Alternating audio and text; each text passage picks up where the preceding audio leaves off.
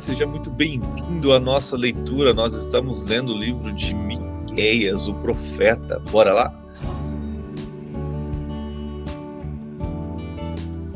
Pai nosso que estás nos céus, santo, santo, santo é o teu nome. Tu és maravilhoso, tu és digno de todo louvor, de toda honra e de toda glória.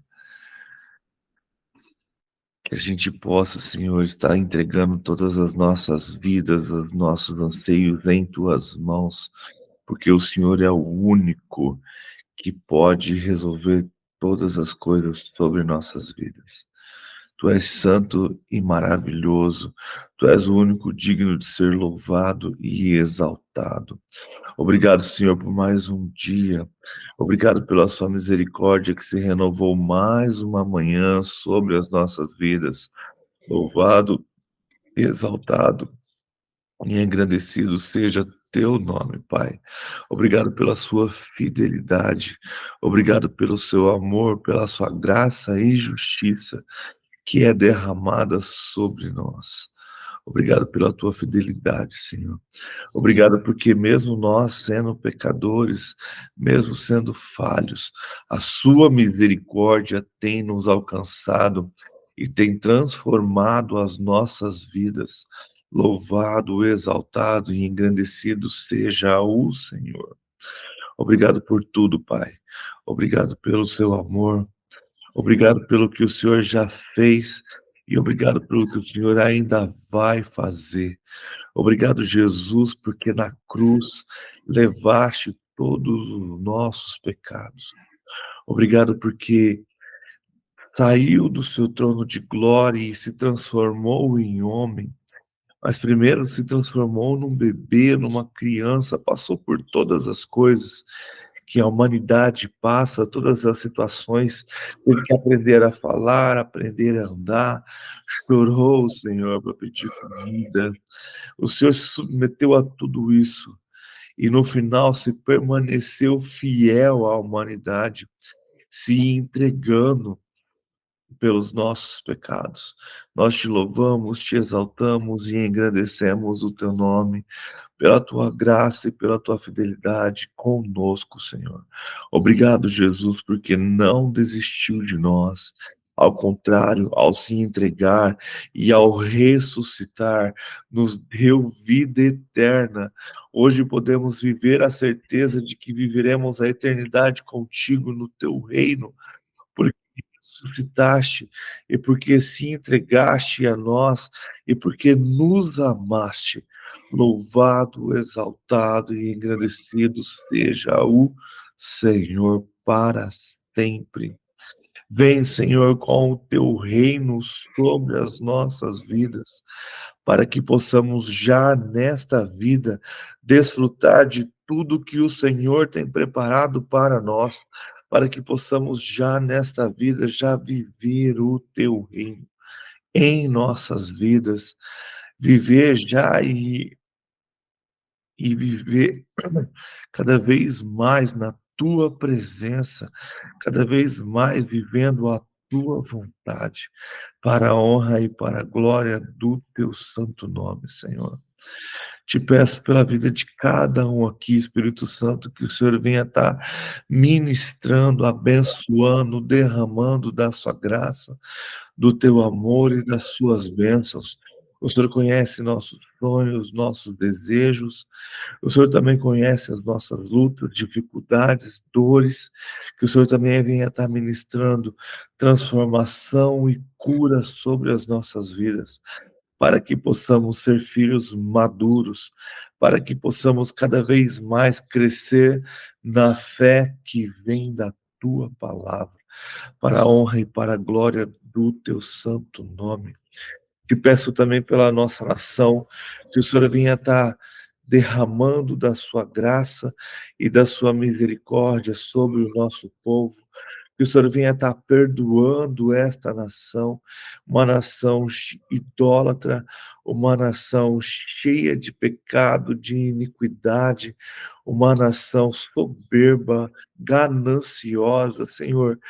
Tem misericórdia desse povo que adora muitos outros deuses além de ti, que o coração do teu povo, da tua igreja principalmente, se volte ao Senhor, que os olhos da tua igreja voltem-se para o Senhor.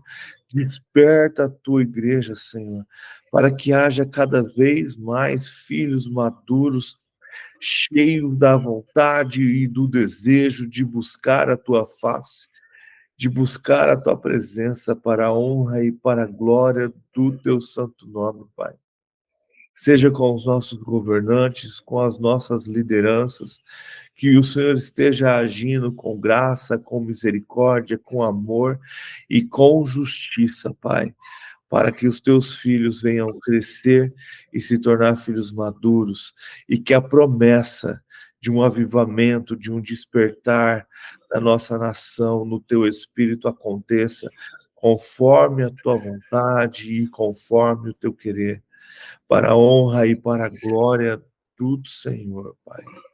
Te peço também, Senhor, traga paz para Jerusalém, que o Senhor esteja movendo naquele lugar com o teu Santo Espírito e com os teus anjos, que haja paz, Senhor, no Oriente Médio, e que este acordo de paz traga renovação, traga mais busca pelo Senhor, traga conversões daqueles corações, Pai, convertidos em Cristo Jesus, que haja ousadia de todo aquele que vai estar lá para levar a tua palavra, e que haja também, Senhor, um revelar e uma transformação vindas através do teu Espírito, através da palavra, de sonhos, de visões, não importa, o importante é que o teu nome seja exaltado, que o teu nome seja proclamado, não só naquelas nações, mas em todas as nações do mundo, Senhor. Onde a sua igreja está sendo perseguida, onde a sua igreja está sendo derrubada, que o evangelho cresça, que a coragem aumente e que cada vez mais o seu avivamento seja derramado sobre os seus filhos, ao ponto de terem ousadia e coragem de proclamar o seu evangelho sem se preocupar com a sua própria vida, para a honra e para a glória do teu santo nome. Espírito Santo, te clamo nesta manhã, vem ministrar aos nossos corações, que possamos compreender ao ler a tua palavra o que é para nós, para este tempo, e o que foi história, que possamos compreender tudo que o Senhor já falou, e tudo que o Senhor tem falado, e tudo que o Senhor ainda vai falar em nossas vidas, para que possamos entender cada palavra, cada versículo, Senhor, e possamos usar isso para a transformação da nossa vida, para a honra e para a glória do teu santo nome, para que o Senhor seja exaltado, para que o Senhor seja engrandecido hoje e sempre, Pai. Em nome de Jesus. Amém. Amém. Bom dia, Fabiano. Bem. Tá fechado o áudio. Bom dia. Bom dia, gente. Bom dia para todo mundo. Olha só, de vídeo aberto, de cara limpa. É porque faz tempo que eu não abro, né? Vamos lá, então. A gente vai ler o livro de Miqueias, como eu disse ontem no grupo. Miqueias foi um profeta no reino de Judá, o reino do sul, apesar do reino do norte ainda existir nesse período que Miqueias está profetizando, e ele profetiza também sobre o ataque sírio que vai acontecer. O período foi de 750 a 690 a.C. Os reis que tinham em Judá na época de Miqueias foi Jotão, Acás e Ezaquias. Jotão foi fiel ao Senhor e reinou por 16 anos. Acás foi infiel e reinou também por 16 anos. E Ezequias foi fiel ao Senhor e reinou por 29 anos. O tema é o julgamento do justo juiz sobre Israel e Judá e as maravilhas ofertadas de perdão divino.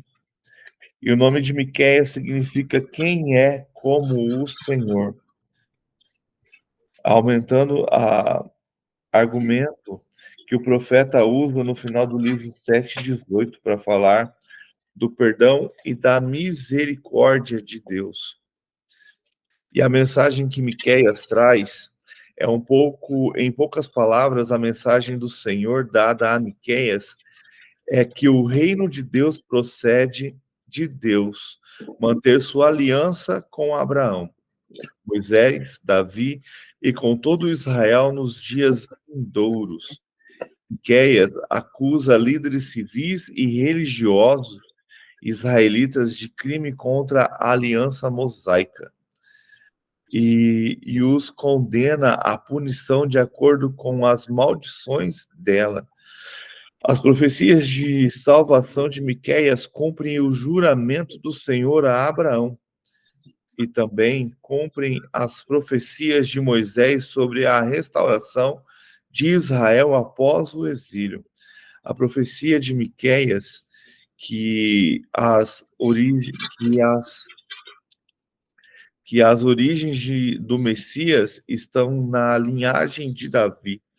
Cumpre a aliança davídica. Quanto ao povo de Israel, Miqueias profetiza que seus pecados serão perdoados e que os israelitas conhecerão o Senhor e guardarão a lei no coração. Tudo isso cumpre a promessa da nova aliança e da profecia de Moisés, fortificados espiritualmente pelas profecias da salvação de Miqueias. O povo de Deus anda em nome de Deus e aguarda com esperança pelo triunfo do reino de Deus. Hoje, a semente de Abraão é a igreja, aqueles que foram batizados em Jesus Cristo. Cristo tomou a maldição de julgamento de Deus no lugar da igreja e, por isso, por meio da sua igreja, Cristo está fazendo discípulos de todas as nações.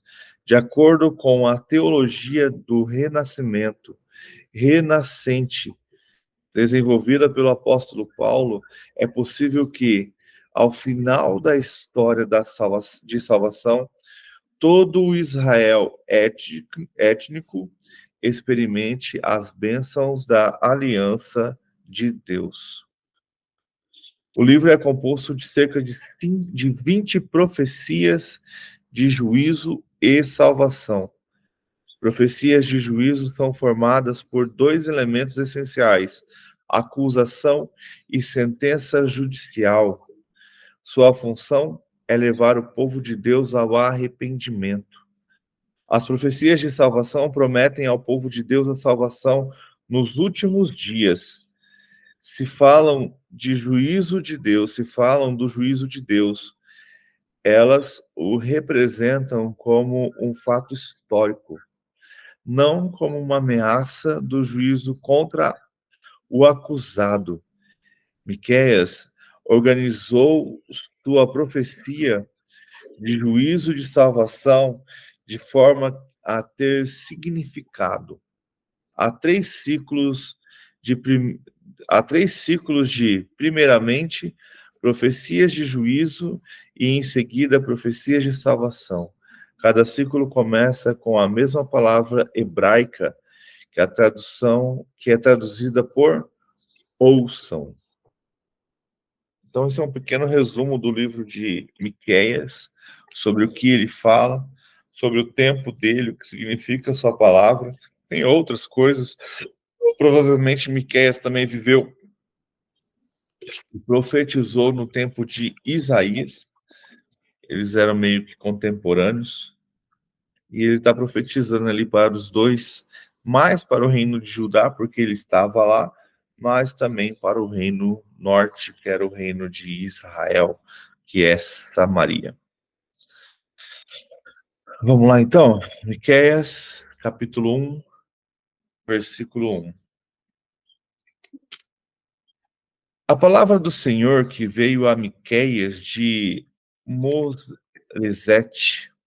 durante os reinados de Jotão, Acás e Ezequias, reis de Judá.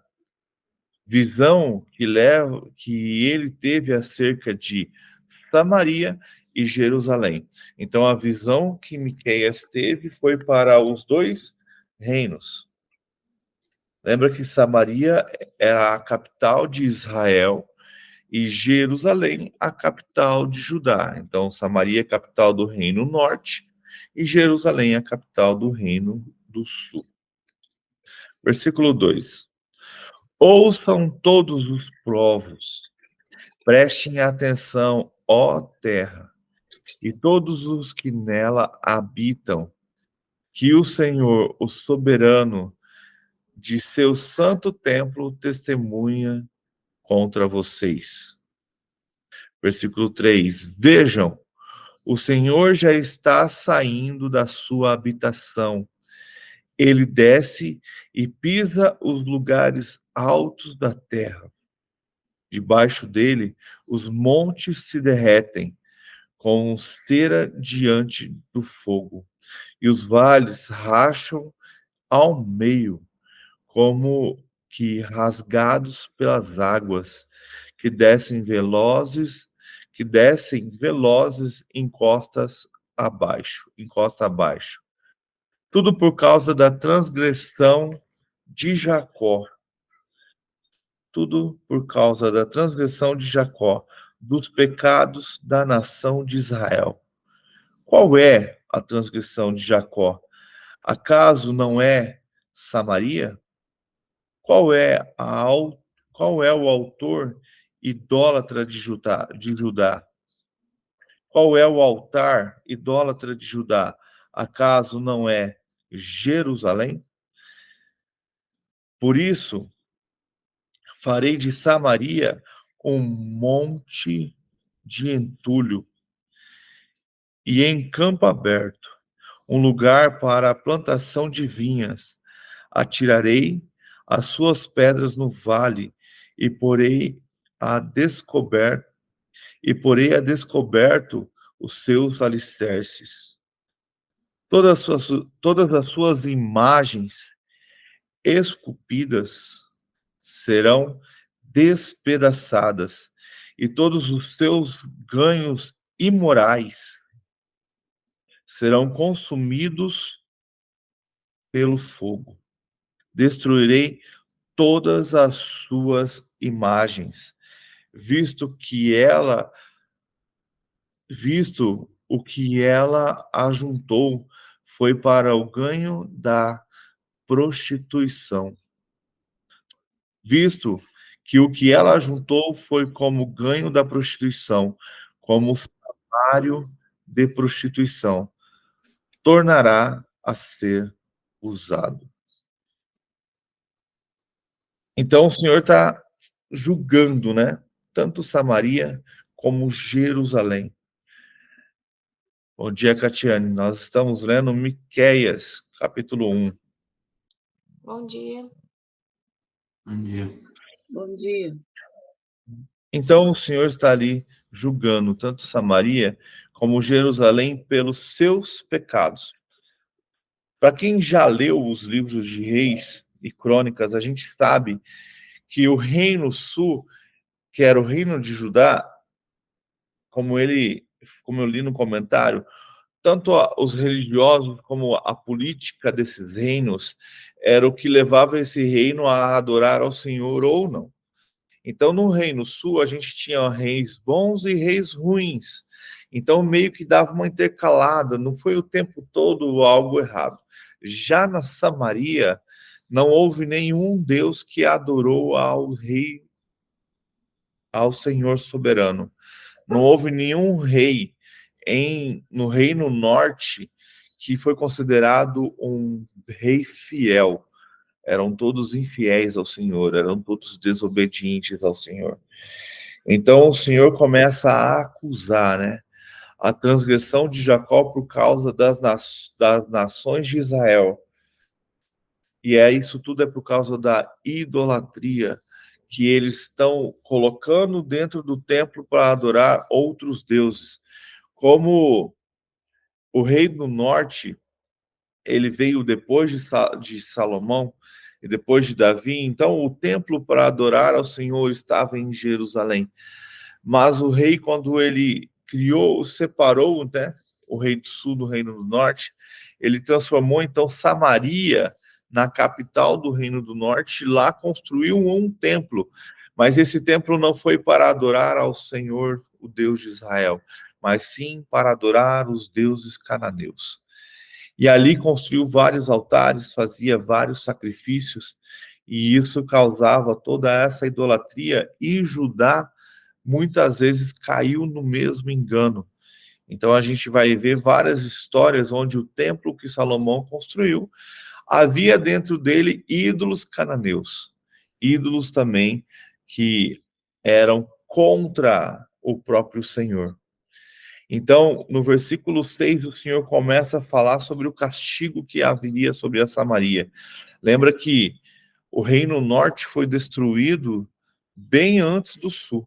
O reino norte foi todo destruído, conquistado pelo rei da Assírio, pelo rei Sírio, e depois veio a Babilônia, conquistou de novo ali o norte do rei Sírio, depois Jerusalém.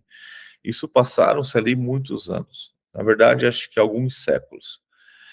Então o Senhor fala sobre essa destruição, né? Por isso farei Samaria um monte de entulho em campo aberto. Então o Senhor fala que destruirá toda a cidade. E com isso destruirá todas as imagens esculpidas, serão despedaçadas. E é bem interessante que o Senhor considera isso, finalizando esse trecho ali no final do versículo 7, ele considera isso como uma prostituição, né? Visto que o que ela ajuntou à cidade, né, foi como ganho da prostituição, como salário de prostituição tornara a ser usado. Então, com o salário disso, como criando, eu acredito que eles podem ter voltado. Lembra que o pai de Abraão construía imagens? Então, provavelmente o reino do norte se prostituiu a outros deuses ao ponto de até pode ser construindo imagens e vendendo essas imagens para o seu próprio reino como para os reinos cananeus. Então, eles cresceram com o ganho dessa prostituição, que Deus considera, então, essa idolatria uma prostituição. E é bem interessante, né, porque Deus considera o povo de Israel a sua noiva, a sua esposa, a qual ele tirou do Egito. A gente já leu isso em algum profeta, que fala que tirou do Egito nua, sem roupa, sem nada, nova, e aí ele a cobriu, a recebeu como sua esposa. E com o passar do tempo, essa esposa se prostituiu. E aí Deus então considerando Israel, o todo povo, como sua esposa, então todo pecado de idolatria é como se fosse uma traição, como se fosse um adultério, como se fosse uma prostituição. E Deus, ele fala várias vezes isso com os profetas para a gente entender o quanto isso é pesado, o quanto este pecado é pesado. Versículo 8. O lamento do profeta. Por causa disso, por causa dessa visão, por causa disso chorei e lamentarei, andarei descalço e nu. Uivarei como um chacal e gemerei como um filhote de coruja, pois a ferida de Samaria é incurável. E chegou a Judá. Então, ele está falando, ele vai continuar falando, né, dos seus flagelos, mas isso aqui é interessante, que a idolatria, tudo que Samaria fazia, ficou tão incurável, e aquela idolatria alcançou Judá, alcançou o povo de Judá, aonde o profeta estava. Continuando, versículo 9. Pois a ferida de Samaria é incurável e chegou a Judá. O flagelo alcançou até mesmo a porta do meu povo, até a própria Jerusalém. Não contem isso em Gate e não chorem. Habitantes de Bet-Ofra, revolvam-se no pó. Saiam nus e cobertos de vergonha. Vejam que vocês que moram em Safir, os habitantes de Zaanã, não sairão de sua cidade. Bet-Ezel está em prantos. Foi-lhe tirada a proteção. Os que vivem em Marote se contorcem de dor, aguardando alívio, porque a desgraça veio da parte do Senhor até as portas de Jerusalém. Habitantes de Laquis atrelem aos carros as parelhas de cavalos. Vocês foram o início do pecado da cidade de Sião, pois as transgressões de Israel foram aprendidas com vocês. Por isso, vocês darão presentes por isso vocês darão presentes de despedidas a Moreset Gate, a cidade de Aquisibe. Se revelará enganosa aos reis de Israel. Trarei um conquistador contra vocês que vivem em Maressá. A glória de Israel irá a Adulão. Rapem a cabeça em pranto por causa dos filhos nos quais vocês tanto se alegram. Fiquem calvos como a águia, pois eles serão tirados de vocês e levados para o exílio. Então, o profeta começa a lamentar todo o castigo que Israel e Judá receberá, vinda do Senhor por causa de seus pecados, por causa das suas escolhas.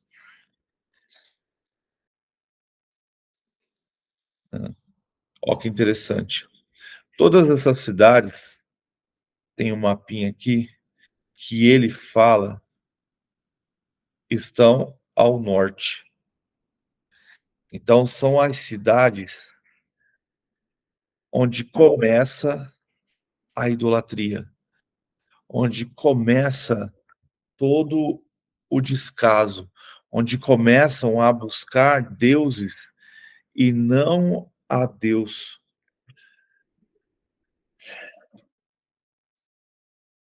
Ele fala aqui deixa eu ver se é isso mesmo. Ele começa falando de Laquis, no versículo 13, que atrelam aos carros as parelhas de cavalo. Vocês foram o início do pecado da cidade de Sião, pois as transgressões de Israel foram aprendidas com vocês. Então, ele começa já falando que Laquis foi o início da transgressão. Tem aqui um comentário. No Museu Britânico podem ser vistos relevos do Palácio de Senaqueribe, que celebram esse triunfo. Cavalos, né, velozes. Os cavalos de guerra costumavam ser rápidos, mas não tanto quanto os de corrida. A ironia de serem usados cavalos atrelados a carros enfatiza a velocidade com que o povo de Laquis devia fugir. Provavelmente o de confiar no poder militar e não no Senhor. Então, Laquis foi considerada, e por isso, sem proteção de Laquis, as outras cidades foram castigadas. Então, provavelmente, Laquis era considerada uma cidade grande e que protegia os outros com seus carros e cavalos de guerra. Mas, mesmo assim, foram conquistadas e foram destruídas porque confiaram nas suas obras e não no Senhor.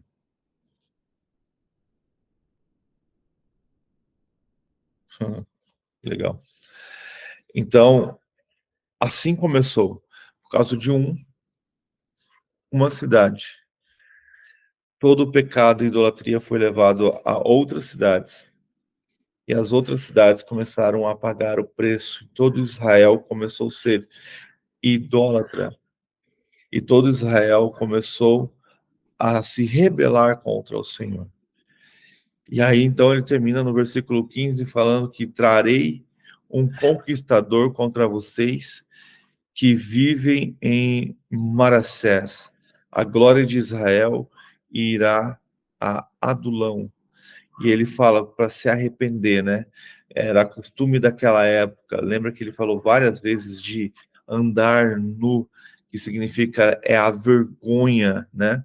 De tudo, e de raspar a cabeça em pranto, de clamar, de chorar, porque os filhos nos quais tanto se alegram serão levados ao exílio, serão transformados em escravos. Vamos continuar? Quem quiser ficar à vontade, pode ler o capítulo 2, se for preciso a gente vai parando e continuando. Queria só Por favor. trazer aqui uma observação do meu livro de estudo, né? Bem no finalzinho do 1, aqui fala o seguinte: Miqueias profetiza a queda da cidade de Judá, fazendo um trocadilho com os seus nomes, o qual se torna um prenúncio da sua destruição.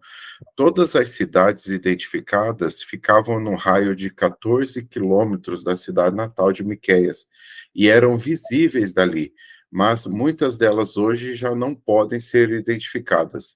Miqueias faz uso elaborado de trocadilhos com com cada um dos nomes mencionados. O significado de cada um é a explicação das notas textuais na versão internacional. Por exemplo, Bet-Lefra, no 10, né, que significa casa do pó, é conclamado a se revolver no pó, simbolizando a sua humilhante e abjeta derrota. Os trocadilhos e a simetria literária dos capítulos correspondem à ordem moral de Deus para todas as épocas. Dentro dessa ordem, o pecado traz o juízo, do mesmo modo que a negligência leva à perda. A nação que vive de prazer morrerá de doenças venéreas e drogas, e a nação que adora o dinheiro acabará falida. Interessante, né? Porque uma vez o pastor estava falando, né, que algumas pessoas julgam aqueles que creem na Bíblia, falando, não, esse livro é coisa de quem não tem estudo, é coisa de quem não tem o que fazer. E você vê a riqueza de construção do texto, né? A preocupação, como chegou pro profeta e como ele escreveu isso, né? Como foi, é de uma riqueza, e você fala, como é que é só mesmo, é só algo divino mesmo para ter sido feito assim, né? Nessa grandiosidade, porque há toda uma preocupação, né? Da mensagem que quer chegar. e na construção do texto, não é simplesmente um texto colocado ali. Ele foi muito bem elaborado, né? Muito bem escrito, interessante isso. É interessante a gente parar para pensar, pensando dessa maneira, é lembrar que o profeta tem controle sobre a profecia. A profecia não é algo que vem assim, você já sai falando, já sai fazendo, já sai escrevendo, não. Ela vem na sua mente, você controla ela, você entende ela e aí você libera. Então, é mais ou menos isso, é você receber a profecia, ver a situação e transmitir aquela profecia através da linguagem com que as pessoas que estão naquele lugar vão entender. É isso que a gente precisa entender sobre profecia. Profecia não é aquele negócio que você chega já falando, é isso que te digo. Não. Não é bem assim, ainda mais hoje, né? Porque a gente tem muitos falsos profetas e falsos querendo levar, dar profetada em todo mundo aí, que às vezes não tem nada a ver com a palavra, nem com o que o Senhor está falando. Aqui eu tenho motivos de oração em Miqueias 1. Ele apresentou aqui 3 motivos. Confissão de pecados, que a mensagem de Miqueias começa com uma descrição dos juízos de Deus sobre o pecado do povo de Judá e de Samaria. E o versículo 5, ele afirma que por causa da transgressão de Jacó, todo este mal lhe virá. Assim, o motivo de oração seria a confissão de pecados e a busca pelo perdão de Deus. Aí, 2, arrependimento e mudança de comportamento. Que o livro de Miqueias também enfatiza a importância da mudança de comportamento por parte do povo. No versículo 13, o profeta diz: ata o saco sobre a cintura e anda lamentando, ó filha do meu povo, pois em amargura terás de sair da cidade. Isso sugere que a mudança de comportamento e o arrependimento são necessários para evitar a ira de Deus. Um motivo de oração seria, portanto, pedir a Deus a graça para mudar e se arrepender. Aí, em último, clamor por justiça, que Miqueias também fala sobre a injustiça social que estava presente na época. E no versículo 9 ele diz: porque a sua ferida é incurável, chegou até Judá, estendeu-se até a porta do meu povo, até Jerusalém. Assim, o motivo de oração seria clamar a Deus por justiça e para que os líderes do nosso tempo tomem medidas concretas para combater a injustiça social. Já é a oração que você faz todo dia, né, Éder? Sobre os nossos governantes. É interessante. É isso aí. Cara, é aquele ditado, eu não sei orar, vai ler a Bíblia. Pois é. Cheio de orações. Fala tudo, ensina tudo. Entendeu? Precisamos aprender a que e para quem clamar, sobre o que e para que clamar. É que, na verdade, essa frase, eu não sei orar, é porque, eu falo por mim, né? Porque a gente fica medindo as pessoas que estão ao nosso redor. Ah, aquela pessoa ora assim, ora assado, e fala palavras bonitas, a gente quer procurar as melhores palavras, mas está errado.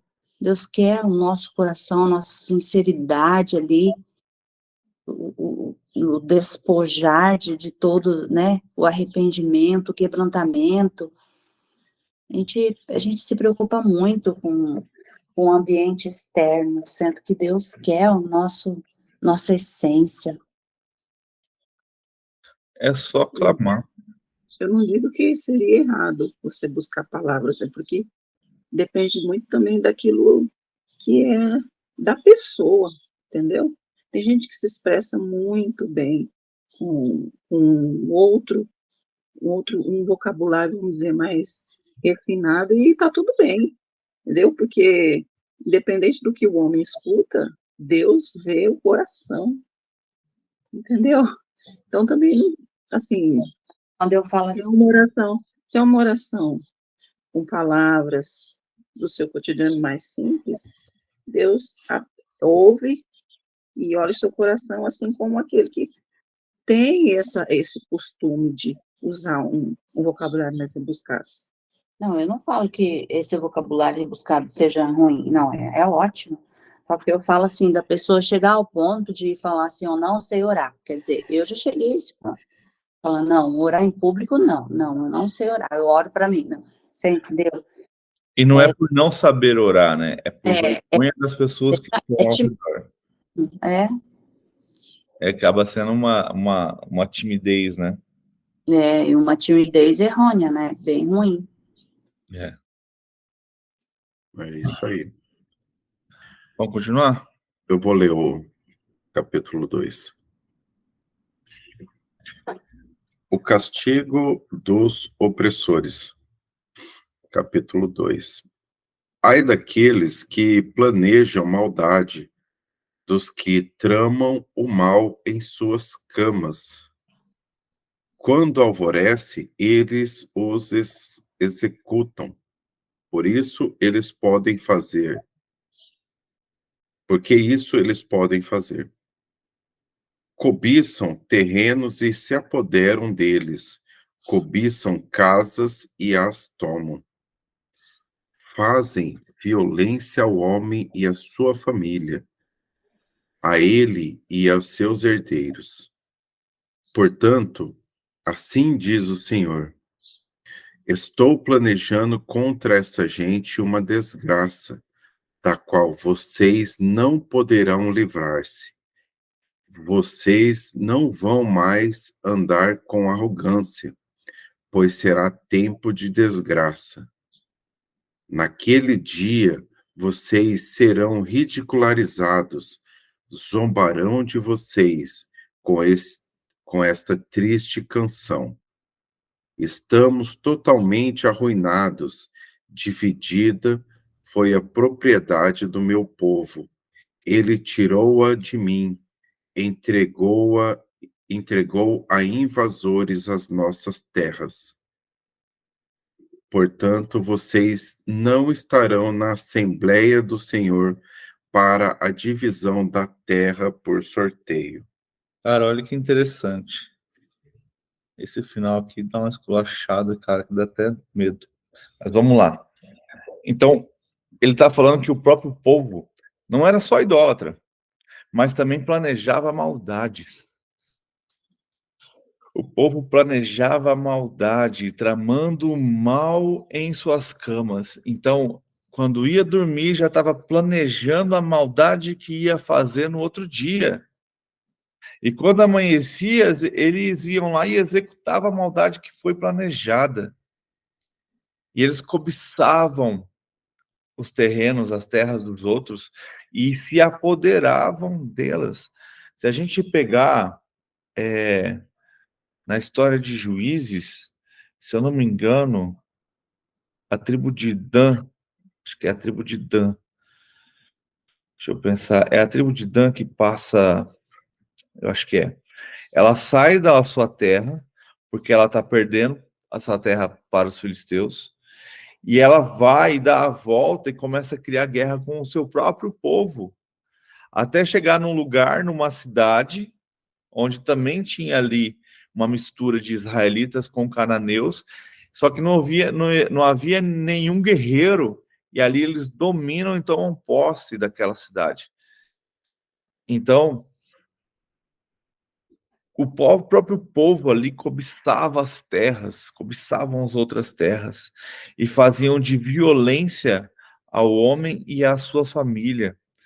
E ele aos seus herdeiros, então matava tanto o dono da terra como os seus herdeiros, para que no futuro ninguém viesse reivindicar aquelas terras. Olha a maldade no coração dessas pessoas. E aí então o Senhor diz, né? Portanto, diz o Senhor, estou planejando contra essa gente uma desgraça, da qual vocês não poderão livrar-se. Olha que interessante, que se você parar para pensar, quando ele fala assim, ó, estou planejando, mas se vocês se arrependerem, eu posso mudar de ideia. Olha a grandiosidade do Senhor. Estou planejando. Deus dando mais uma chance, né? Deus dando mais uma chance pro povo se arrepender. Assim, eu vou dá um aviso. Olha, eu estou planejando contra vocês uma desgraça da qual vocês não vão se livrar. Vocês não vão mais andar com arrogância, pois será tempo de desgraça. Então o Senhor está avisando, olha, eu estou planejando. Ele não falou assim, ó, agora eu vou executar, agora eu vou fazer. Eu estou planejando porque vocês estão me incomodando. O que vocês estão fazendo é desobediência, é muito errado. Então eu estou planejando contra vocês algo. Mas vocês podem se arrepender. Parem de fazer isso, que eu não pesarei minha mão sobre vocês. Mas se vocês continuarem desse jeito, vocês serão ridicularizados, cairá sobre vocês a desgraça. É nessa hora que o inimigo cega, né? Aí a pessoa não consegue ouvir que Deus está planejando, né? As ofertas do mundo são muito, muito atrativas. E o negócio, cara, é esse versículo 5. Olha o castigo por você desobedecer ao Senhor. Portanto, vocês não estarão na Assembleia do Senhor para a divisão da terra por sorteio. Isso aqui eu vejo assim, que isso aqui ele está vendo lá na frente, lá no futuro, que a Assembleia do Senhor tem a ver com o seu reino futuro, com o seu reino vindouro, onde o próprio Senhor está falando, olha, por causa de seus pecados, por causa das suas transgressões, vocês não receberão terra quando vier o meu reino eterno. Não terão parte, né? Não terão parte, né?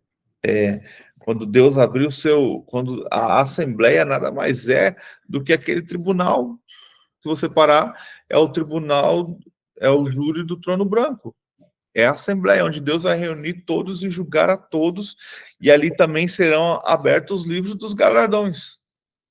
Então, você que está em pecado, que planeja o mal, que cobiça as coisas dos outros, você que é arrogante, violento com os homens, você será desgraçado, ridicularizado, zombarão de você, porque a mão do Senhor cairá sobre você, e aí o pior de todas as coisas, vocês não terão parte na minha herança. Fácil não. Vamos continuar? Aqui nesse trecho, ele está falando diretamente ao povo ou também aos governantes? Porque no trecho ele começa a repreensão aos líderes, né? Mas aqui ele está falando diretamente, direcionado para o povo. Então, Eu penso que é para o povo, porque o meu tem um título assim, ai dos opressores gananciosos.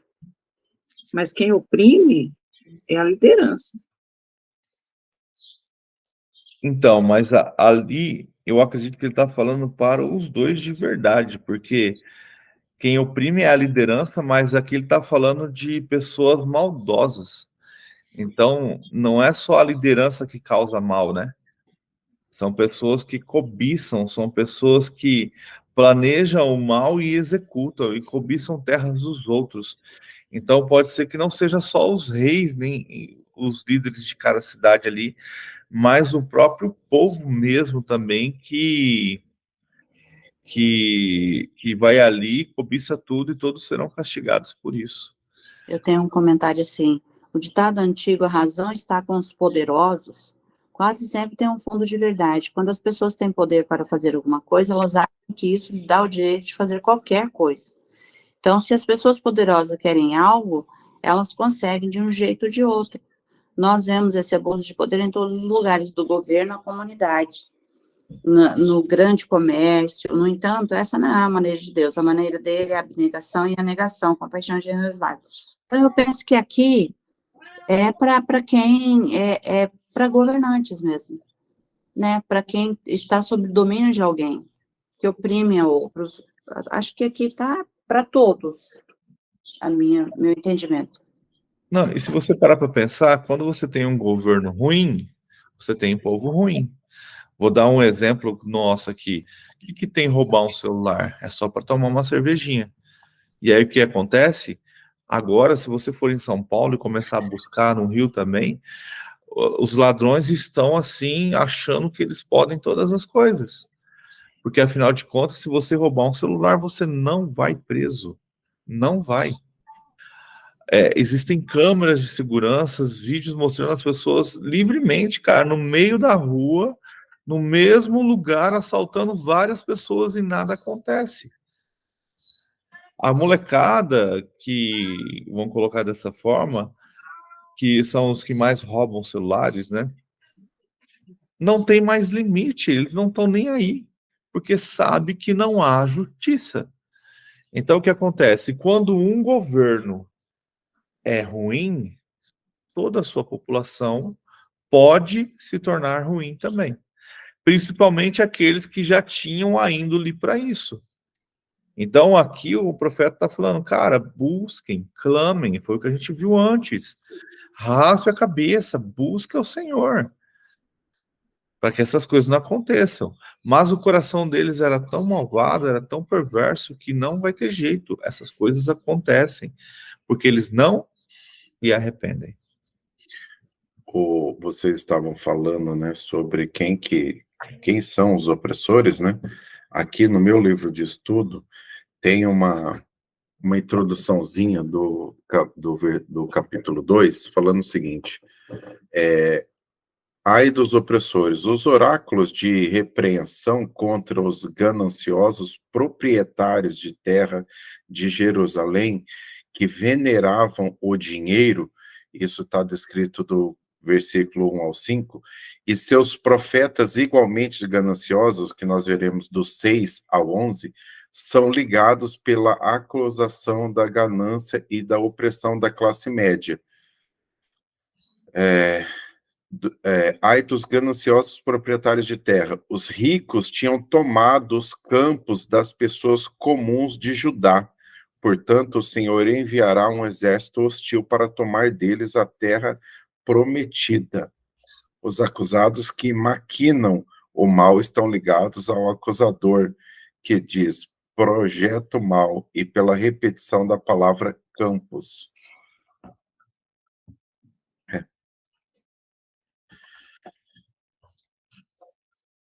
Vamos lá. Advertência contra os falsos profetas. Versículo 6. Não preguem, dizem seus profetas, não preguem acerca dessas coisas. A desgraça não nos alcançará, ó descendente de Jacó. É isso que está sendo falado. O Espírito do Senhor perdeu a paciência? É assim que ele age? As minhas palavras fazem bem àqueles cujos caminhos são retos. Mas pode falar. Fato, as minhas palavras fazem o bem ao que anda retamente. Então, essa palavra que faz mal para quem não anda no caminho. Mas é aquilo que a gente tem visto hoje. Por que não há mais profetas nas igrejas? Porque as palavras, elas fazem bem cujo o caminho são retos. Mas, e aqueles que não têm o caminho reto? Ele está falando aqui, ó, profetas, não preguem. Não abram suas bocas. Lembra-se que nesse período não existia só Miqueias, vários profetas profetizando contra todo o povo, contra todo o reinado. Não preguem acerca dessas coisas. A desgraça não nos alcançará. Será que isso não é o povo falando para os profetas? Para de falar essas coisas. Ó descendência de Jacó, é isso que está sendo falado. O Espírito do Senhor perdeu a paciência? É isso que é assim que ele age? Então, tipo assim, ele tá falando, então quer dizer que Deus perde a paciência com os nossos Acho que pecados? era tipo o povo perguntando pro profeta, né? Ele tava falando aquilo ali e o povo tava questionando. É assim que ele vai agir? Vai nos destruir por falta de paciência? Então, eles não querem ouvir o que o profeta acabou de falar. Olha só, por que eles acabam sendo destruídos? Porque o profeta falou, Deus está planejando. Ele fala, não pregue, não fale essas coisas. E aí o profeta continua, as minhas palavras fazem bem àqueles cujos caminhos são retos. Então aqueles que fazem o bem, ouvem essas profecias e se arrependem. Ou então nem serve para eles, porque eles não agem desta forma. Mas para aqueles que vivem desta forma, o Senhor não tem mais paciência. E o Senhor vai agir dessa forma. E aí eles estão falando, nem pregue, nem nos avise. Mais ou menos isso, né? E aí é o que a gente pega hoje. O profeta, a função dele é exortar a igreja, é mostrar que ela está indo para o caminho errado. É muitas vezes colocar de volta na rota. Mas a liderança muitas vezes não quer, porque isso vai fazer com que ela perca a liderança daquela igreja, daquele povo. Não estou generalizando todos, mas tem liderança que é assim. Que é mais fácil eu controlar as pessoas sabendo como conduzi-las do que deixá-las livres caminhando para qualquer lugar. Então, é mais ou menos isso. Olha só, assim, quando a gente se atém, às vezes, aos subtítulos, né, pode, né, causar até, assim, uma falsa interpretação, né. É que o subtítulo não existe na Bíblia de verdade, né? Aí, então, ó, eu entendi assim, que ele diz assim, advertência contra os falsos profetas.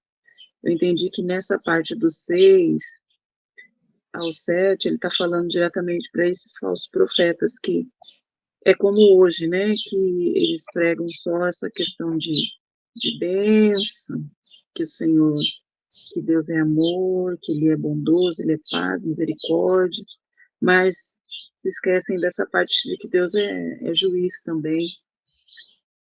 Quando ele diz assim, ó, não preguem, dizem os seus profetas, não preguem acerca dessas coisas, a desgraça não nos alcançará. Então, eu entendi que ele estava falando diretamente para esses falsos profetas, para eles não pregarem a questão só que Deus ele só vai trazer a bênção, porque a própria palavra, em muitos textos, diz que Deus traz, sim, pesa a mão.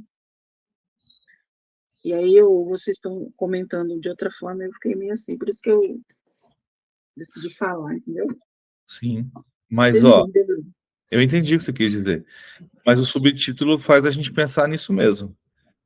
Mas no comentário que eu tenho aqui, quando ele fala não preguem, ele está falando do verbo plural dirigido a Miqueias e a profetas como Osaías e Isaías.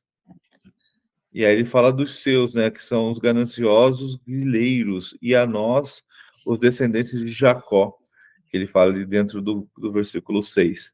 Então, ele está realmente falando para os profetas. Então, o que acontece? Muitas vezes, alguém tem outro título diferente desse, da advertência contra os falsos profetas? Porque...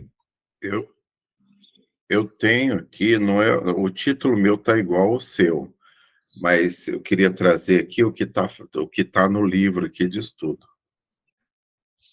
que fala o seguinte: os falsos profetas dão apoio aos gananciosos donos das terras. Não babujeis, está no plural, né?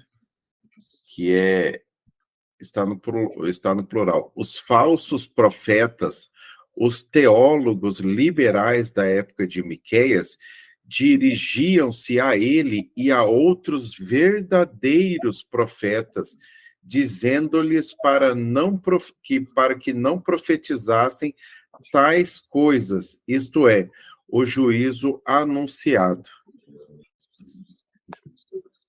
Então, alguns profetas que se diziam profetas, né, os falsos profetas, eles eram apoiadores dos gananciosos. E esses falsos profetas é que estavam falando para os verdadeiros profetas para que não falassem sobre o anunciado, sobre o que viria, né? Aí eles justificavam essa palavra para os profetas verdadeiros com um questionamento assim, né? O Espírito do Senhor perdeu a paciência? É assim que ele age, né? Tentando induzir mesmo a dúvida naquilo que eles falavam. Então a gente chega à conclusão de que não era nem o povo que estava repreendendo Miqueias, né? E sim esses falsos profetas, que se diziam conhecer a Deus, por isso que eles dá esse repreendimento. O Espírito do Senhor perdeu a paciência? Ele está questionando. É assim que ele age? Então, provavelmente, por isso que fala da advertência contra os falsos profetas, porque é esses falsos profetas que estão se levantando contra ali, né? Miqueias, Isaías e Oséias, que é os profetas daquele período. Parece até alguma coisa no tempo de hoje, né? Ué, mas Deus não é amor? Maldade, hein? Mas é isso que a gente escuta mesmo, para contrapor a própria palavra. Mas, eles acham que esse julgamento vem muito do homem, da gente, mas não é a palavra que diz. E aí eles não querem, porque a palavra é espelho. Tem muita gente que não aguenta a imagem que o espelho reflete. Sim. E aí fica atacando os outros, não tem nada a ver, mas, e não aceita. É igual um questionamento que tem uma amiga que é amiga mesmo, tá, gente? É de muito tempo, até de convivência. E tanto eu quanto ela tem liberdade, muitas vezes, de exortar uma outra. E aí ela, passando por uma situação com a filha, né, que abdicou daquilo que Deus a constituiu, começou a ter uma relação homoafetiva. E aí, ela conversando comigo nas angústias, tudo dela, no início, eu vi a aflição dela, porque tanto ela quanto a menina sabe, né, daquilo que, o ideal de Deus para cada um. Mas aí, com o tempo foi passando, parece que veio essa aceitação, né, e eu até entendo pela questão dela ser mãe, entende? Esse amor, os laços afetivos entre elas mesmo, né, porque, enfim. E aí ela ela mandou um vídeo. Eu falei, meu Deus, não acredito que Deus está mandando esse vídeo para mim. E que fala, que na questão assim, essa pessoa falava sobre o relacionamento de Davi e Jonathan. E aí questionava, e olha aqui, aí ainda essa pessoa, olha, me deu uma irritação quando eu vi esse texto, eu falei, meu Deus do céu. Interessante que eles vão sempre procurar respaldo bíblico, já percebeu? Aí, eu falei, ai, desculpa, eu já estava falando o nome, né? Eu falei, amada, essa interpretação desse cara aí está errado. Relação de Jonatas e Davi não era amorosa no sentido carnal. E aí ela ficou, sabe, eu vi que ela falou assim, ué, não era ou não era? Então, assim, as nossas discussões em relação a isso tem sido assim, sabe, de confronto. E aí eu sempre falando com ela na palavra, e aí ela estava achando que eu estava irritada, que eu estava odiando, sabe, quem escolhe relações homoafetivas. Eu falo, Neuza, ai, misericórdia, pode ser, Edson. Eu não odeio, eu acho assim que Quem aceita, quem vive nessa prática, por conta de não aceitar a verdade bíblica, né, acha que quem é hétero odeia o outro. Crente não odeia os outros, Neuza. A gente é confrontado pela palavra. Estou falando para você, é dentro da palavra. Não odeio o homossexual, mas a prática dele, a Bíblia fala assim e assim. Então, assim, esse confronto, eles não aceitam, porque a Bíblia mostra para eles, na cara deles, o que eles são e o que eles estão fazendo, e eles não aceitam isso. Aí, tanto que ela veio com o argumento assim, mas eu conheço várias pessoas que têm essa prática, e são pessoas de bom caráter, são pessoas que fazem o bem. Aí eu falei para ela, não estou falando disso, não é disso que eu estou falando. Então, assim, a todo tempo, eu tentando mostrar para ela, e ela não aceitou, entendeu? Então, é difícil, sabe? Mas eu penso, assim, que a gente tem que ter essa postura, né? Postura não de eu, ser humano, condenar o outro, mas de mostrar como a palavra. É a palavra de Deus que faz a mudança, que faz o indivíduo ser confrontado, não eu. Mas eu não vou me acovardar, entendeu? Porque ela é minha amiga, porque ela não entendeu. Se ela me falar comigo de novo a respeito disso, eu vou continuar falando o que a Bíblia fala. Não o que eu penso, o que eu acho, mas é o que a Bíblia fala. E muitas vezes, quando você entra nesses diálogos, você é taxado mesmo de iracundo para com os homoafetivos, entendeu? Mas, assim, geralmente é difícil. Geralmente bloqueia a comunicação quando você confronta, né? Agora, se realmente a pessoa se preocupa com a palavra de Deus, ela vai continuar pedindo orientação, mas quando ela está totalmente cega, é só oração mesmo. Mas a Fabiana tá 100% correta aí, porque ela tá falando só o que tá escrito. A pessoa conhece a palavra, não quer dar diz assim, não quer dar o braço a torcer. Que está errada, né? Acha que tá, só porque é uma pessoa de boa, não significa que ela tá fazendo certo. A Fabiana tá correta, tá falando só o que tá escrito. É só falar assim, ó, tá escrito aqui, não sou eu que tô dizendo. Entendeu?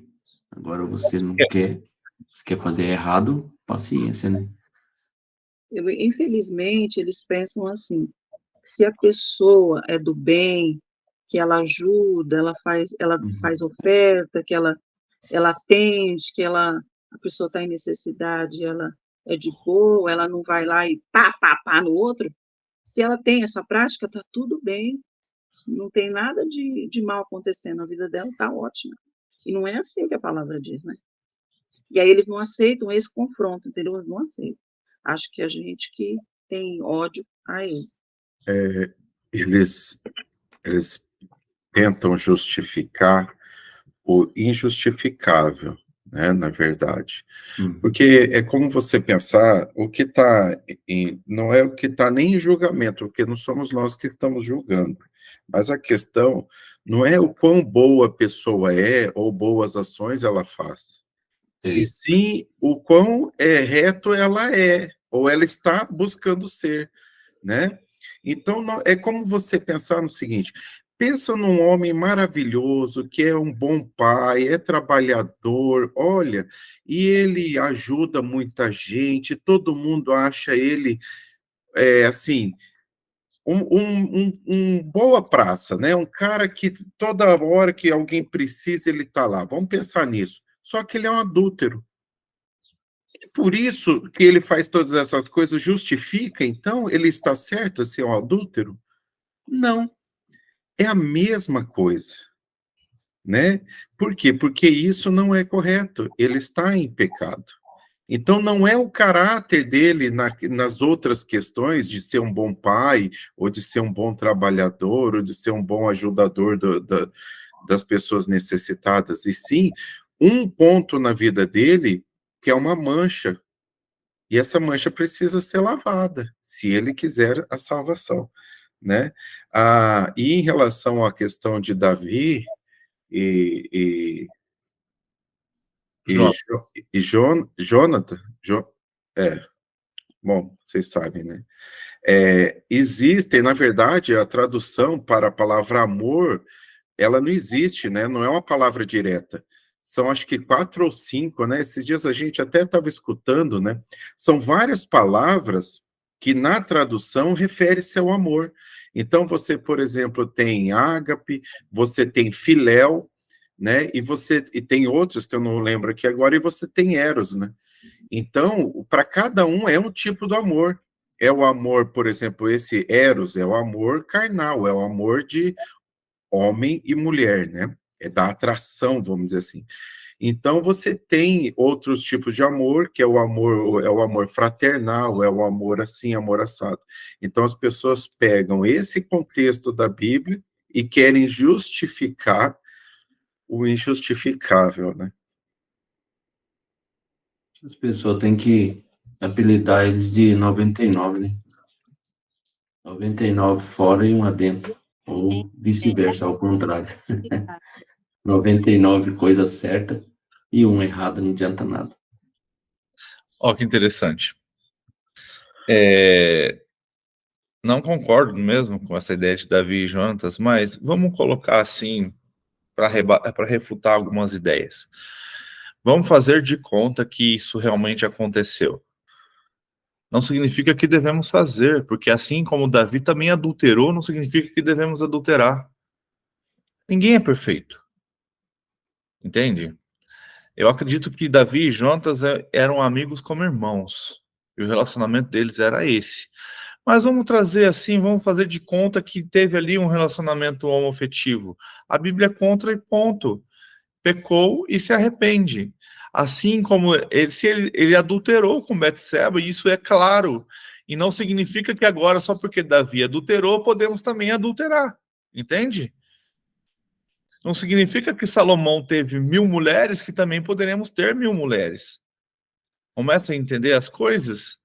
Então precisamos aprender a refutar algumas coisas, colocando assim: beleza, então Davi era amante de Jonatas, mas não significa que Deus aprovava, assim como Deus também não aprovou o adultério de Davi com Betseba.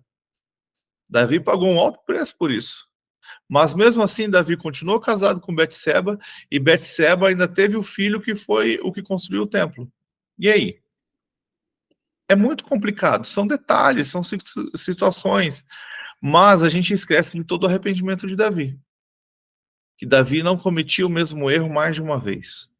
Ele cometia o erro, Deus repreendia ele, ele se arrependia, continuava a vida sem fazer de novo. Então precisamos estar atentos a essas coisas. Esse mundo vai usar vários versículos bíblicos assim para poder julgar, para poder colocar a ideia deles. É igual ai, cara, como que é? Se eu não me engano, acho que é o Espírito que tem mania de falar, de usar a ideia do corpo de Moisés, alguma coisa assim. Mas precisamos estar firmado na palavra e buscar do Espírito Santo maneiras de refutar isso. E muitas vezes refutar com amor e muitas vezes de verdade, nem dá ouvido. Porque é o que a gente leu lá em Hebreus, a mente está tão cauterizada e a pessoa já está tão caída que é impossível a gente trazê-la de volta. Então ela vai nos confrontar de todas as maneiras e a gente tem que tratar, agora sim, tratá-la com amor e pedir misericórdia para Deus. As nossas orações têm que ser para Deus e não para ela. Senhor, que ela mude. Aí entra na minha questão, que eu sempre fico brigando para sair dos caminhos errados e para o Senhor, né? Aí a gente vai, pede socorro para o Espírito Santo, porque o convencimento não é da gente, mas a gente não tem que se esconder, tem que falar, né? A verdade. Então, Beth, o que acontece? Eu não lembro se você estava, porque foi na época que você estava meio ruim. Lá em Hebreus fala um negócio bem interessante, que realmente quando a gente leva a palavra para uma pessoa, Quem convence é o Espírito Santo, mas é a gente que está levando essa palavra, correto? E aí o convencimento vem do Espírito Santo, mas é para uma pessoa que ainda não conhece a palavra. É uma pessoa que vai começar a andar nos caminhos. Lá em Hebreus, por 2 vezes, ele fala sobre pessoas que já conhecem a palavra, que desfrutaram do mover do Espírito Santo e mesmo assim caíram, ou permanecem num pecado. E ele fala que essas pessoas que caem, mesmo já conhecendo a palavra, Hebreus fala que é impossível a gente convencê-las de novo. Porque já não cabe mais a nós, eles não vão mais nos ouvir. Cabe ao Espírito Santo convencer. Então, essas pessoas que a gente tem um exemplo. Então você deve falar só para aquela pessoa que não conhece, para quem quer mesmo as pérolas. Então, quem não quer, esquece. Eu tenho que esquecer. Ora. Só ora. E trata com amor. Tudo que você falar vai afastá-la mais e mais. A Bíblia fala, é impossível reconciliação. Ela já não vai mais te ouvir, porque ela conhece a sua palavra, ela conhece... Parei de mandar vídeo, agora eu só posto no meu story, para ver se a pessoa veio, ver se eu fico procurando. Não vai adiantar. Não viu? Ai, meu Deus. Não vai adiantar. O que cabe a nós? Ajoelhar e orar, porque o único que vai fazer alguma coisa é o Espírito Santo. Agora... Pode falar. Não, eu só ia complementar o que eu imagino, né? Eu sou também dessa linha que o Éder está falando. Nós devemos orar, entregar isso para que Deus e o Espírito Santo encaminhe isso e resolva da forma como Ele quer que se resolva. Porém, eu penso que se a pessoa em questão vier a você, né? E, de repente, ali numa conversa, ela der a brecha ou ela perguntar para você, aí você tem que se posicionar. Aí é outra Entende? história. Aí é outra história. A pessoa veio e falou, olha, eu estou passando por isso, porque você sabe, né? Eu sou assim, assado, eu não sei o que você acha. Ela não vai perguntar assim, mas ela fala... E aí você... Por mim, porque eu não consigo, gente. Então, mas aí... Quando a pessoa ela perguntar ou ela vier te questionar, ou vir pedir ajuda, ou vir não sei o que, e comentar, ou der a brecha, aí você fala. Agora, se a pessoa veio na sua casa para tocar a vida dela, falar de outra coisa, não sei o que, não tem mais o que falar, porque é o que o Éder está falando, está cauterizado. Vai falar para quê? Não é, ora e deixa que o Espírito Santo faz a obra dele. Só para falar que eu não estou falando, vai lá em Hebreus 6, versículo 4. Tá? Assim, ora para aqueles que uma vez foram iluminados, provaram do dom celestial, tornaram-se participantes do Espírito Santo, experimentaram a bondade da palavra de Deus e os poderes de que era e há de vir, e caíram. É impossível que sejam reconduzidos ao arrependimento, pois não para si mesmo... Hã? Eu não achei. É Hebreus o quê? 6, a partir do versículo 4. Pois para si mesmo estão crucificando de novo o Filho de Deus, justificando-se a desonra pública. Isso é um. Lá em Hebreus 10, tem de novo. Anota aí para você ler depois, que isso eu não vou ler, não. Mas em Hebreus 10 é pior. 10 e o quê? Tô achando aqui. Hebreus 10, 26. Hebreus 6, 4 até o final do 6. E Hebreus 10, 26. Aí pode ler até o final. É pancada. E bem aqui do lado do 6 tem uma anotação bem bacana do Charles Spurgeon, que eu anotei assim, ó: se Cristo morreu por mim, eu não posso brincar com o mal que matou o meu melhor amigo. Mas quando que a pessoa não compreende isso, gente? Gente, eu vou colar isso na minha casa. Ó, gente, portal da minha porta, eu vou fazer isso. Eu sei que o Éder falou que não ia ler o 26, né? Mas não tem como a gente deixar passar isso aqui, ó. 10 e 26? 10, 26, mas aqui, ó, que já não resta sacrifício pelos pecados, mas tão somente uma terrível expectativa de juízo e de fogo intenso que consumirá os inimigos de Deus. E o meu, assim, ó, Isso ele está falando para quem?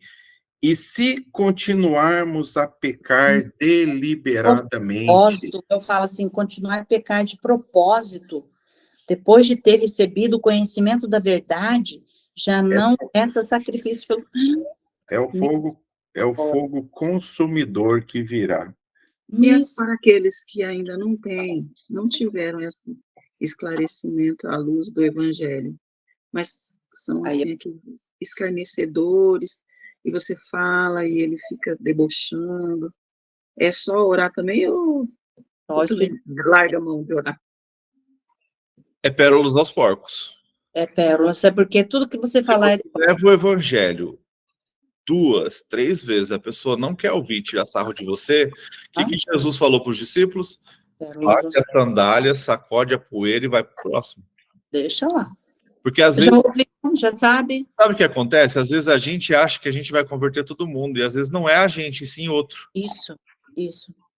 Às vezes é outra pessoa que vai converter essa pessoa. Aí o que cabe a você? Ser luz. Porque tem pessoa que vai falar e essa pessoa não vai debochar, vai respeitar, né? Então o que cabe a nós? Ser luz. Se você tem convívio com essa pessoa e ela já não ouve mais você, comece a ter diferença. Isso. Tratá-la com amor, tratá-la como Cristo a trataria, mas sem precisar ficar forçando a barra. Por que acontece? Muitas vezes, muita gente não aceita Cristo porque a gente quer enfiar a goela abaixo. E enfiar a goela abaixo não é a gente querendo convencê-la. Quem convence é o Espírito. Não, então, mas eu não faço esse tipo de abordagem, não. Não, eu só tô... Não, e aí mesmo assim, sabe, você sendo você, porque eu não sei ser diferente com ninguém, é a mesma coisa, gente. E aí a pessoa ainda vem com deboche, eu fico quieta, sabe, porque eu fiquei pensando esse dia, eu falei assim, fulano não quer nada, não. Eu tenho um rapaz que eu trabalho com ele, né, e é cristão, e ele sempre ora, e ele ora da seguinte maneira, às vezes ele sente de falar alguma coisa, ô Fabiana, e aí ele ora assim, fala, Senhor, se for para eu falar, o Senhor cria a situação. Mas, gente, é dito e feito. Quando ele tem que falar, o Senhor cria a situação. Ou seja, a pessoa vem até ele e se abre e fala assim, então, né, porque você sabe que eu sou assim, que eu sou assado, eu estou passando por isso, o que você acha? Aí ele chega e fala, bom, então agora é o momento. Aí vem com a espada e dá uma lapada, porque ele vem com a palavra. Mas ele sempre falou isso, ele falou, Diego, eu oro para o Senhor criar oportunidade, porque se ele não criar oportunidade, eu não vou falar, porque não cabe a mim, né? Então é isso. Vamos continuar? Vamos, senão a gente não termina. Não. Vamos lá. Versículo... Lembrando que agora Deus está falando, tá? Peraí, ajuda, perdi onde está Miqueias mesmo, meu pai. Miqueias, capítulo 2, versículo 8. Ô, Diego. Oi. Começa as minhas palavras, porque aqui é onde começa Deus falando com os falsos profetas. Tá, voltamos então um pouquinho ali no final do 7, né? Onde eles falam assim, é assim que ele age? Faz uma pergunta, né? E aí Deus falando, então, as minhas palavras fazem bem àquele cujo caminhos são retos, mas ultimamente, versículo 8, mas ultimamente, como inimigos, vocês atacam o meu povo, além da túnica, arrancam a capa daqueles que passam confiantes, como quem volta da guerra.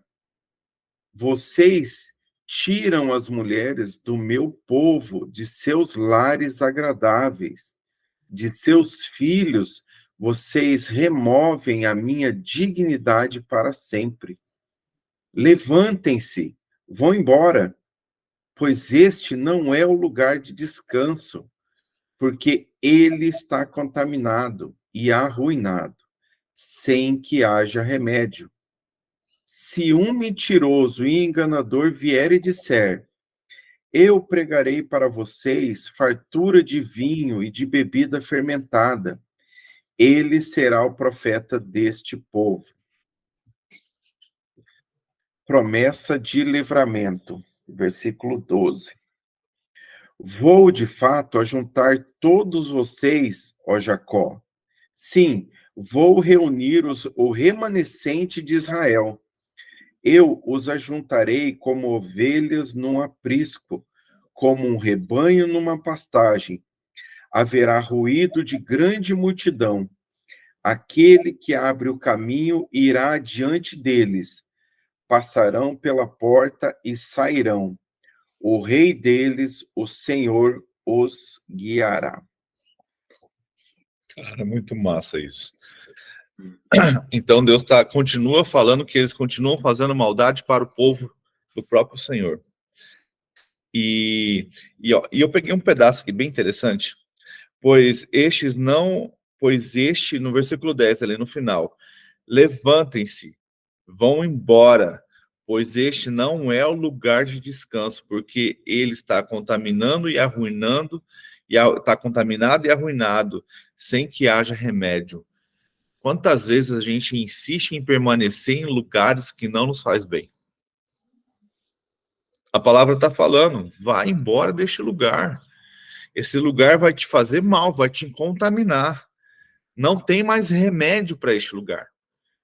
Não tem mais o que Deus faça, o que Deus fale, para que esse lugar mude. E às vezes a gente quer mudar esse lugar.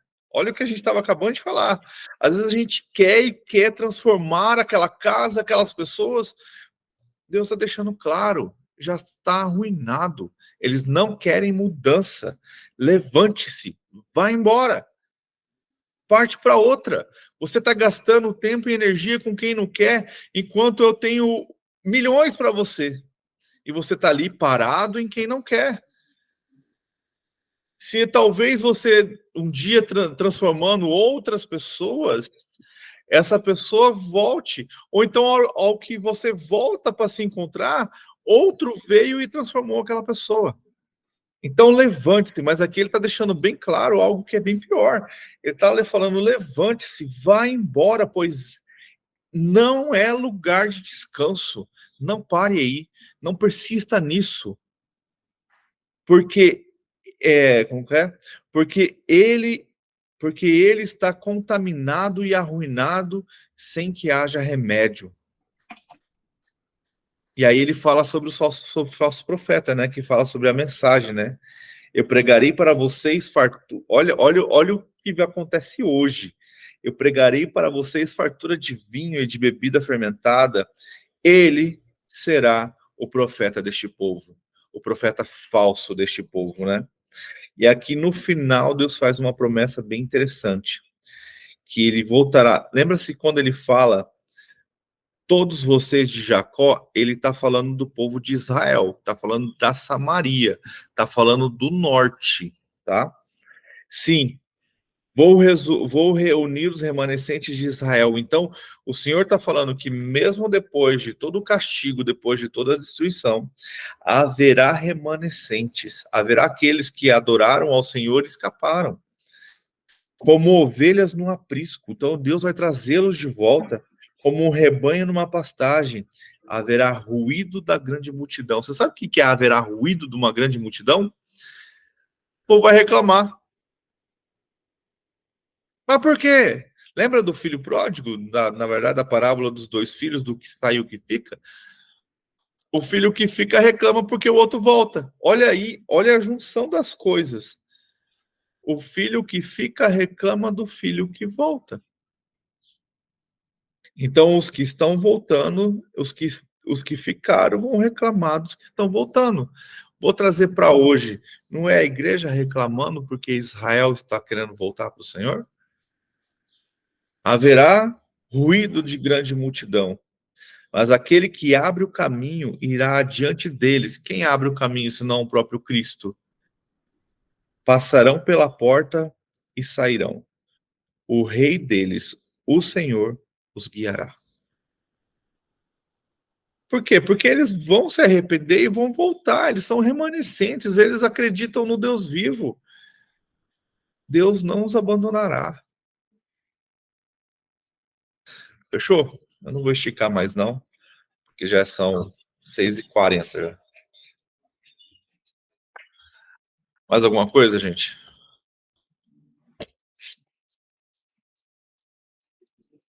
Então, Muita coisa eu tenho para falar, mas vou esperar revê-los pessoalmente, falando olhando nos olhos. ai, ai. Deus é muito bom. Então precisamos estar firmados no Senhor. E engraçado, né? Porque a gente começa a debater uma coisa, o próprio Deus vai lá e explica. Precisamos muitas vezes nos levantar da onde estamos e ir para outro lugar. Eu gostei da... Muito bom. Vocês me mandaram do Hebreus, hein? Eita! Esse eu vou ter que ler, reler, grudar, colar no pescoço, pendurar na... Nossa! Mas não é só para você, não, a gente também. Acredito que todo mundo tem alguém assim. E aí cabe ao Espírito, cara. Chega uma hora que não adianta mais, você começa a arrumar conflito e confusão só. Deixa o Espírito. Ame a pessoa, quando você tiver que conviver, conviva em paz, sabe? Lógico, não abandonando os seus princípios para estar no convívio com essa pessoa, mas que ela não faça mais parte da sua bolha. Isso que é difícil. Isso é difícil. Mas que ela não faça mais parte da sua bolha. Você pode convivê-la, mas não significa que todo lugar que você vá, você tem que chamá-la. Não significa que no seu almoço de domingo você tem que chamá-la. É difícil. A não ser que você queira mostrar a diferença e que você mudou. Se você vai chamar essa pessoa para o almoço de domingo, você vai ter que tolerá-la e suportá-la como ela está. E isso muitas vezes vai te incomodar. Então, fique baseado nos princípios, mas sem julgar e sem tentar enfiar a correção goela abaixo. Deixa que o Espírito faça isso. Deixa que o Espírito Santo incomode essa pessoa. Então, cabe a nós fazer algo que a gente não tem costume de fazer, que é ajoelhar e clamar. Ajoelhar e clamar ao Senhor pela vida dessas pessoas que amamos e que, de alguma maneira, em algum momento, saiu fora do caminho do Senhor, escolheu seguir outros. E não cabe mais a nós. O que a gente precisava fazer já foi feito. A gente precisa aprender a sacudir a poeira e pregar o evangelho para outros. Às vezes você está brigando com um familiar seu e seu vizinho está morrendo de sede e você não dá água para o seu vizinho e fica dando água para quem não quer tomar. E é uma linha tênue, né? Você, principalmente quando é família ou amigo, né? De você continuar convivendo, porque às vezes é necessário, às vezes não dá para você fazer essa separação, principalmente quando é família, e você viver de forma que você não se sinta mal todas as vezes. Porque a gente não é chamado para isso, para a gente ficar se remoendo e falar, poxa, mas fulano podia aceitar Jesus, olha, fulano podia voltar aos caminhos, e você achar que é você que não está fazendo um bom papel Essas de coisas não cristão. acontecem longe, né, Diego? É dentro de casa. Sim. Até mais, Catiane. Então, a gente tem que ter esse discernimento da gente não se penalizar, não ficar, então tá, vai ter um almoço em família e você fica ali, tem que levar a vida, você tem que, como é isso, é orar, entregar isso para o Senhor, que o Senhor fará a obra dele da forma como ele já tem determinado, cabe a você orar e é aceitar a situação. Não é aceitar a situação. É entender que a situação já foi colocada no trono do Senhor. Você já colocou essa situação. Não Amém. cabe mais a você. E estar atento para aquilo que eu falei. Não é ignorar. Numa oportunidade, se a pessoa vier até você, ou se ela vier pedir um conselho, ou ela se colocar e vier, aí é a hora da gente falar tudo aquilo que a gente acredita e sabe. Mas quando tiver isso daí, agora a gente chegar lá na pessoa e mas você sabe assim, aí eu acho que realmente é jogar pérolas aos porcos, né? Porque a pessoa não quer mais, ela está autorizada. Então o senhor precisa abrir o coração dela para que ela venha escutar novamente, ela venha buscar, ela venha procurar por luz, entende? Sabe o que é interessante, Diego, sobre tudo isso? O quanto estamos cheios do Espírito para que Deus permita que isso aconteça. O quanto vamos falar no Espírito e não na carne. Uhum. O quanto vamos querer influenciar pelo que somos e não pelo que o Espírito está falando. Às vezes o que o nosso coração deseja falar não é o que ela precisa ouvir, e sim o que o Espírito quer ministrar no coração dela. Por isso, muitas vezes, o Espírito vai usar pessoas que ela não conhece, em vez de usar pessoas que conhece, porque aí o Espírito vai ministrar na vida dessa pessoa de uma maneira que ela não vai ser acusatório, porque afinal de contas eu não te conheço, eu estou falando porque o Espírito está falando.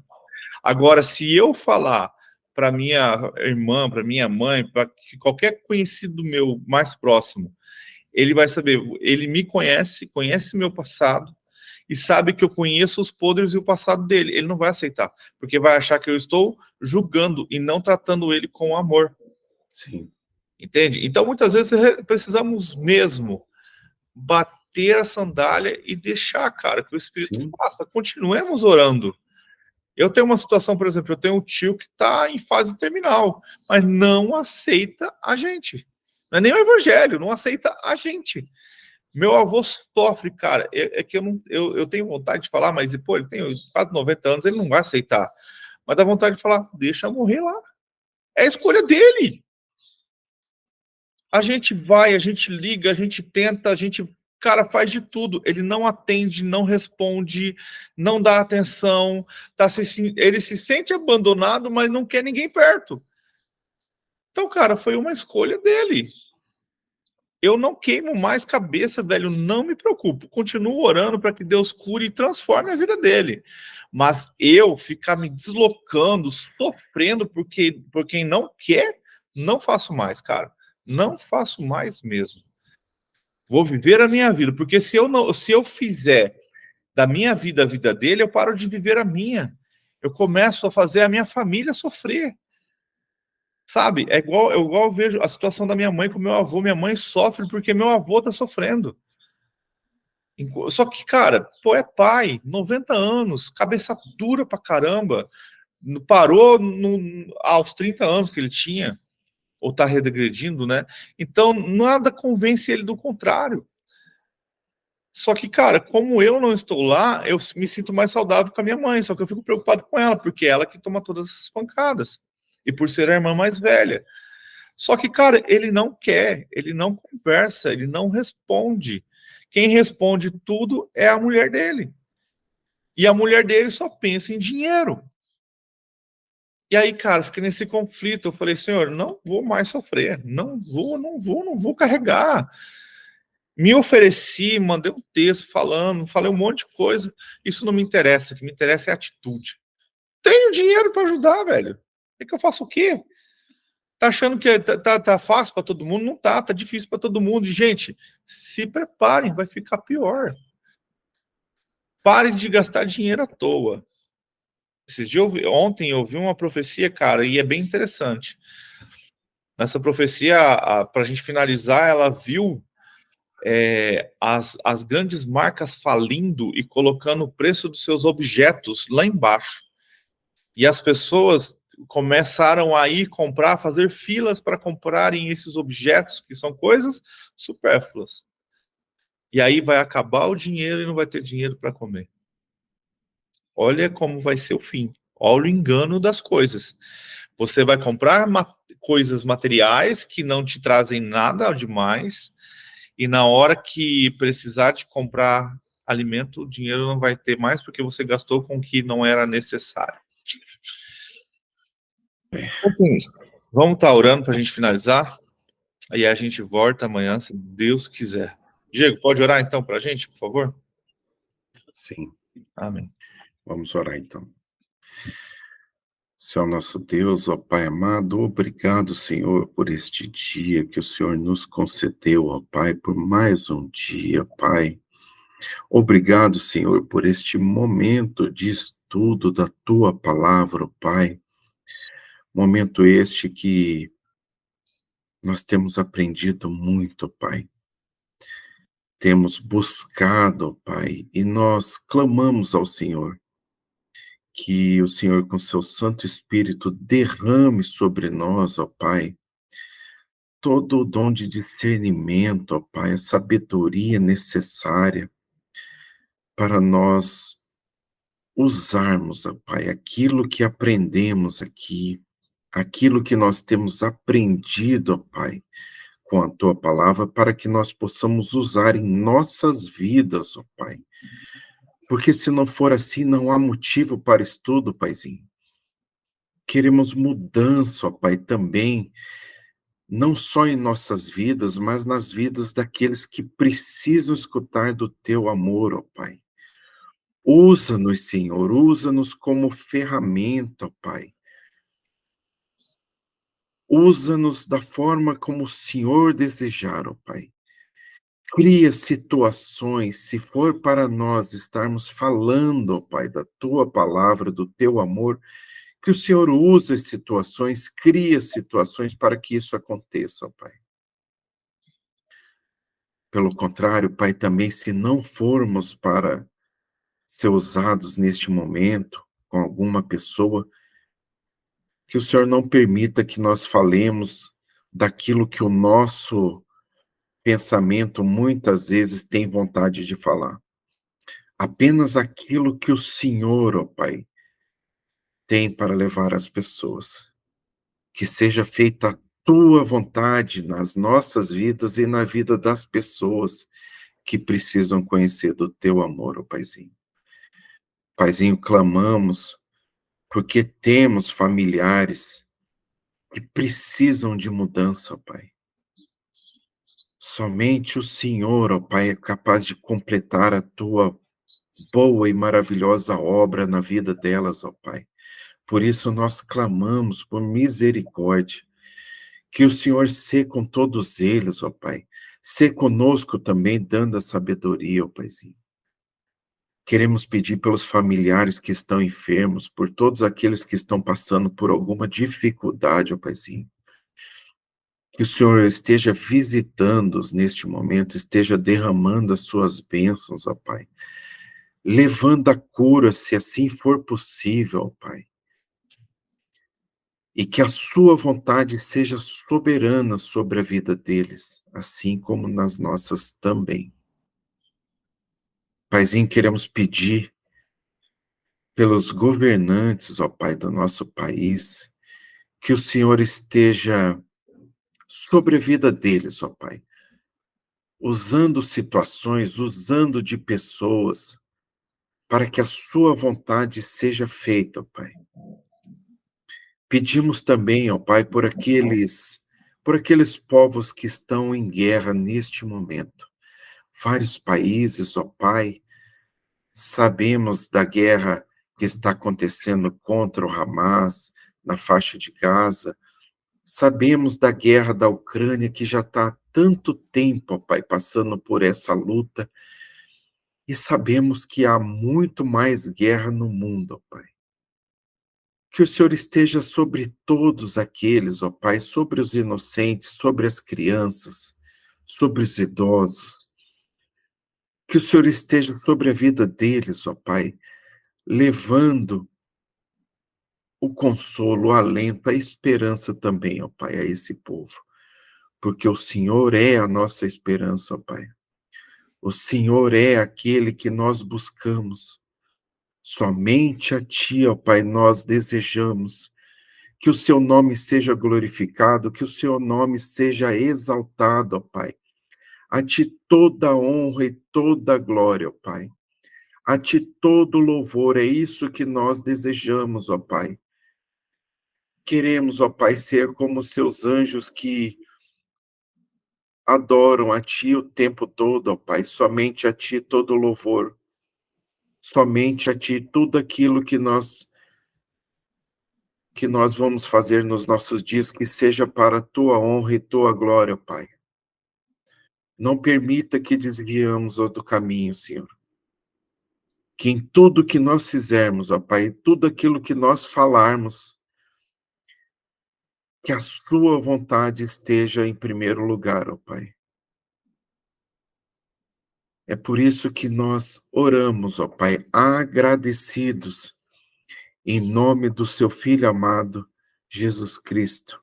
Amém. E assim a gente finaliza mais uma leitura. Foi muito bom ter você aqui com a gente. Que você possa cada vez mais crescer e que Deus te dê cada vez mais sede da palavra do Senhor.